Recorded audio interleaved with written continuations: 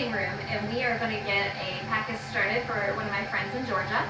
She just ordered some super light roast Ethiopian, and I'm going to show you how this all works.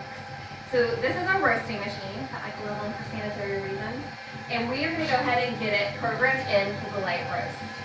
So what we're going to do is we're going to come here, and I've already pre-arranged these so I know exactly what I want. So I'm going to use the ET Nordic roast and make sure it's set up perfectly. It's good to go. So now we just got to get the green beans. Okay, so we're going to go ahead and get the Ethiopian beans ready. This is what the beans look like when they're green.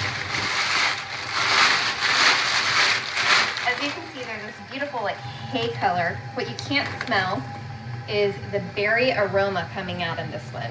This is a natural process, which means you're going to get a lot more of those berry flavors.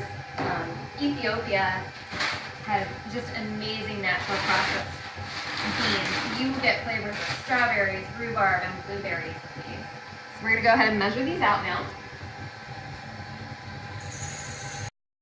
Here are my green beans, and they're just going to go in the hopper up here.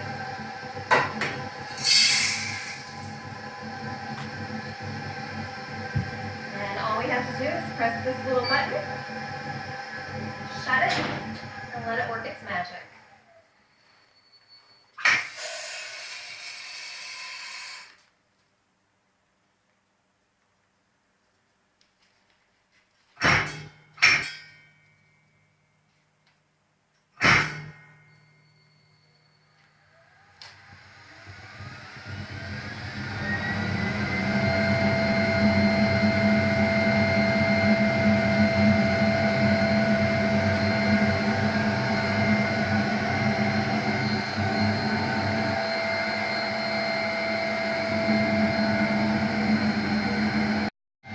So you'll see that the beans are fluffing up, and as they roast, the beans themselves will expand and become larger.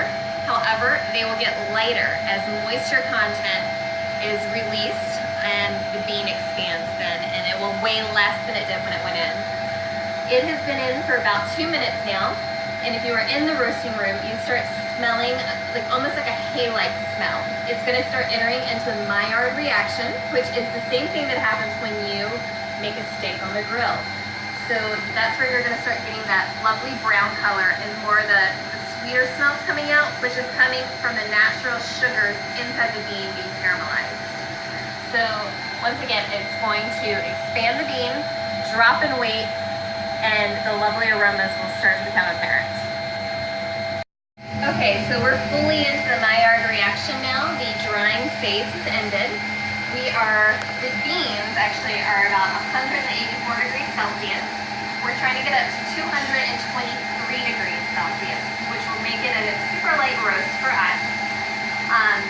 And you can see the beans expanding, and you can tell that the weight is coming down as the beans are actually able to push up higher when the air is flowing through. So they will get darker than this, not too much darker, and soon we'll start hearing first crack. These beans will crack as they're dropping out today. All right, we're getting close to the end of the roast cycle. Actually, we're right there at the end of the roast cycle.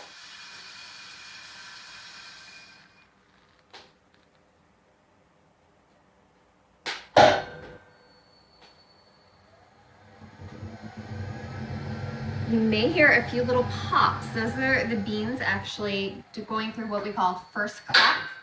That is where I like to drop it for a light roast, is during this first crack, right at the beginning of it.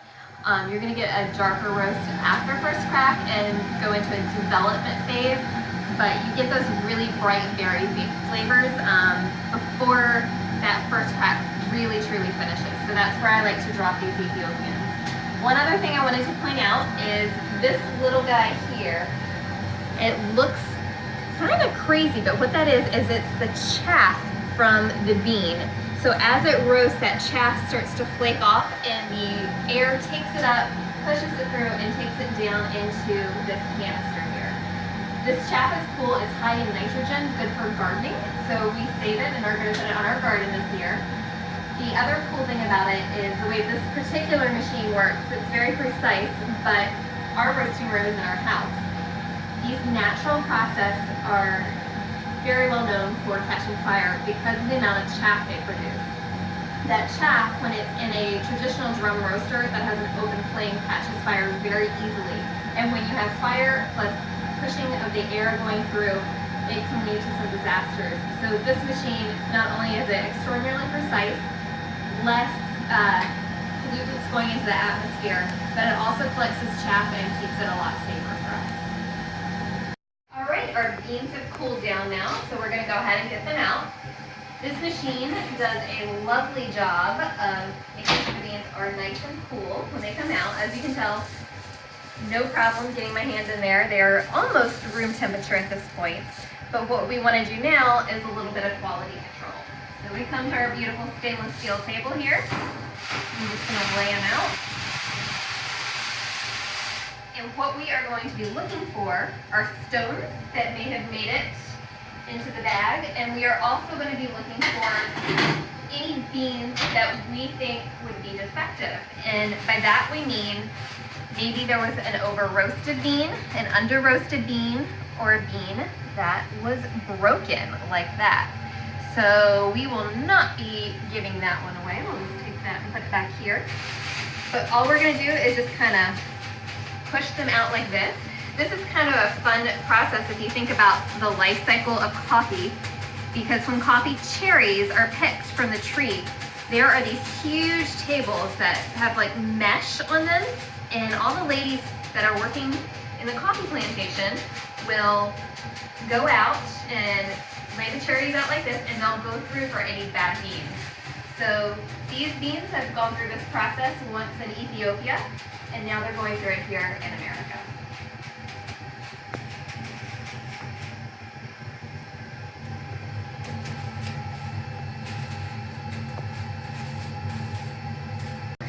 Go ahead.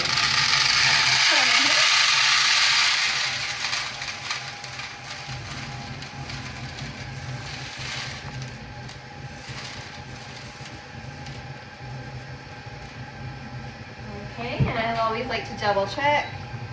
12 ounces exactly. So now we just have to put them in the bag. Now here's a really cool thing. This is a Guatemalan and it's roasted medium. This is an Ethiopian and it's roasted super light. And despite weighing exactly the same, they are going to look as if they've been filled up to a different capacity. So if you have a really dark roast, the bag will probably be filled up to about here. If you have a super light roast, it's only going to be down to here. So don't let the amount of coffee in your bag fool you. It's actually about the weight of the coffee. That's also why you want to weigh your coffee out when you're putting it in whatever brew method you use instead of using a scoop, because depending on how your coffee is roasted, those sizes are going to contain a different amount of coffee. This leads to a lot of confusion about which coffees have more caffeine.